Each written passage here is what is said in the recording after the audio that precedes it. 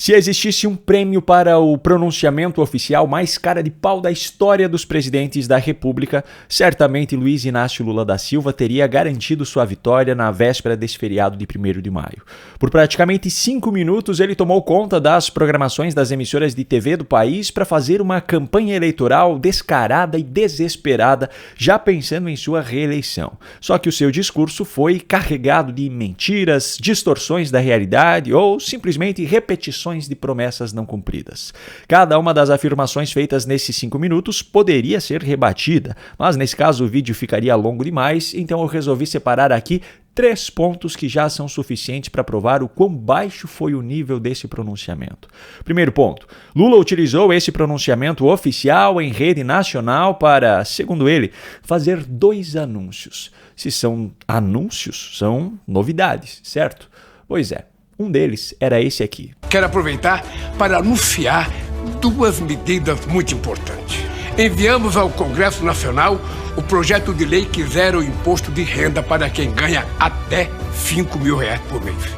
E quem ganha entre 5 e 7 mil também será beneficiado pagando menos do que paga hoje. Agora é assim, quem ganha menos não paga e quem ganha muito paga o valor justo. Não, você não ouviu errado. O anúncio de Lula é a mesma promessa que ele vem fazendo desde 2022. Por sinal, olha só o ministro da Fazenda, Fernando Haddad, 5 meses atrás, mais precisamente no dia 27 de novembro de 2024, anunciando exatamente a mesma coisa, seguindo ordens de Lula. Exatamente por isso, anunciamos hoje também a maior reforma da renda de nossa história. Honrando os compromissos assumidos pelo presidente Lula, com a aprovação da reforma da renda, uma parte importante da classe média, que ganha até R$5 mil por mês, não pagará mais imposto de renda. Por sinal, nessa ocasião, segundo informações dos bastidores do governo, Haddad anunciou de forma contrariada essa medida, que foi apresentada junto ao pacote de corte de gastos. Eu não sei se você se lembra, mas uma das jornalistas militantes da Globo News revelou algumas semanas atrás que a decisão de reforçar a promessa da isenção do imposto de renda para quem ganha até R$5 mil, junto ao pacote de corte de gastos, para soar como se fosse um anúncio do governo, foi de Lula e de Sidônio Palmeira, que hoje é ministro-chefe da SECOM, mas na época nem estava no cargo ainda.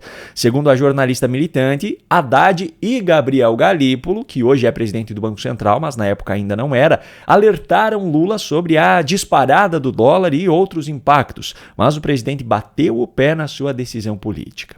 Pois bem, a única diferença entre o anúncio de 5 meses atrás e o anúncio de ontem é a de que agora o governo já encaminhou o texto ao Congresso Nacional, mas não há qualquer previsão de quando ele possa ser pautado e se será aprovado.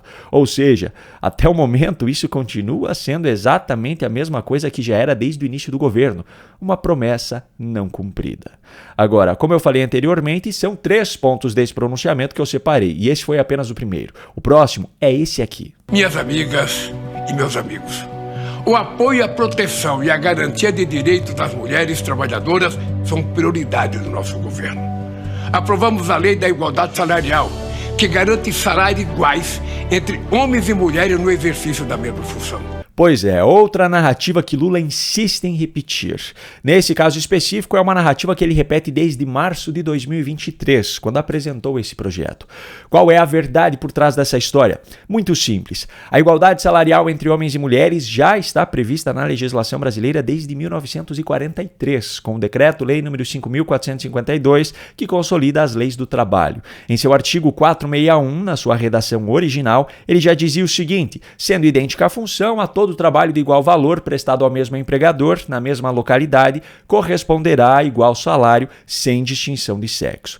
Houve alterações na redação desse artigo em 1952 e, posteriormente, em 2017, que é de onde vem a sua redação atual. Só que aqui entra um detalhe muito importante. Se você pesquisar aí no Google sobre esse assunto, provavelmente encontrará matérias de agências de checagem de fatos, dizendo que publicações em redes sociais enganam ao dizer que igualdade salarial entre homens e mulheres já existia desde 1943.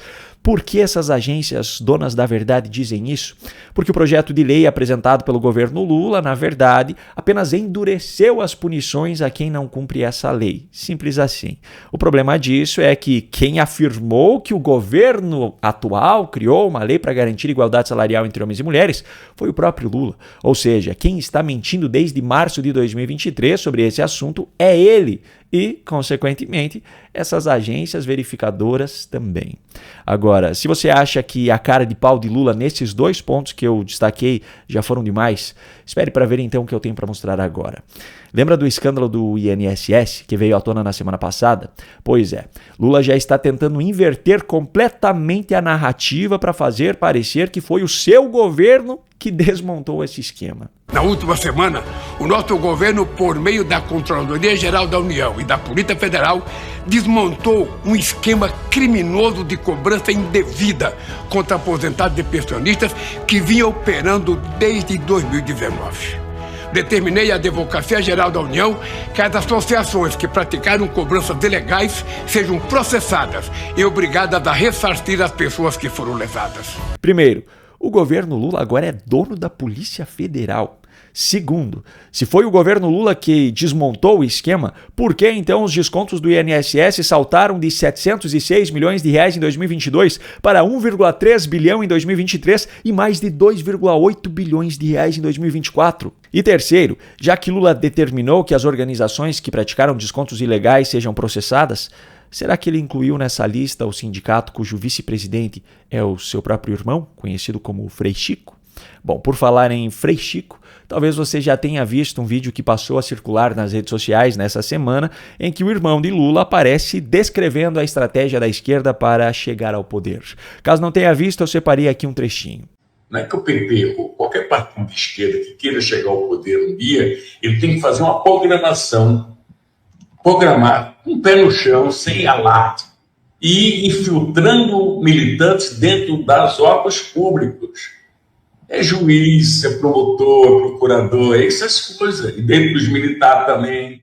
O chamado comunismo, ele não existe, não vai existir com facilidade. Ele existe no setor tribal, algumas tribos indígenas que não tem chefe. E a produção é lá entre eles e tal. Não podemos chegar a essa sociedade sonhada, nessa utopia. É muito difícil chegar lá, mas melhorando ela, a sociedade, nós podemos melhorar. Por que eu estou mostrando isso? Porque, coincidentemente, nessa semana, nós tivemos uma clara demonstração dessa ocupação da militância dentro de instituições na prática. O presidente do Supremo Tribunal Federal, ministro Luiz Roberto Barroso, em mais uma de suas demonstrações de que prefere buscar a fama do que a construção de credibilidade como magistrado, participou da edição do Web Summit Rio 2025 no início dessa semana. Veja só o típico discurso de militante de esquerda repetido por ele. O Brasil, Ronaldo, talvez diferentemente de outras partes do mundo, nós tivemos um embate muito relevante com o extremismo e com uma ameaça de golpe de Estado. E o Supremo teve um pouco o protagonismo, ao lado da sociedade civil, da imprensa e de parte da classe política, de oferecer resistência à utilização das plataformas digitais com um ímpeto destrutivo das instituições e para a preparação de um golpe de Estado, como aparentemente se vem desvelando. Primeiro, que golpe de Estado é esse que se planeja e se prepara através de redes sociais? Quem é que faz toda a preparação para a prática de um crime em plataformas cujo conteúdo fica ali disponível para o público? E segundo, que judiciário é esse cuja Suprema Corte tem o papel de oferecer resistência, a seja lá o que for? O magistrado tem que julgar casos de acordo com a legislação vigente. Ponto final. Quem faz resistência é militância política.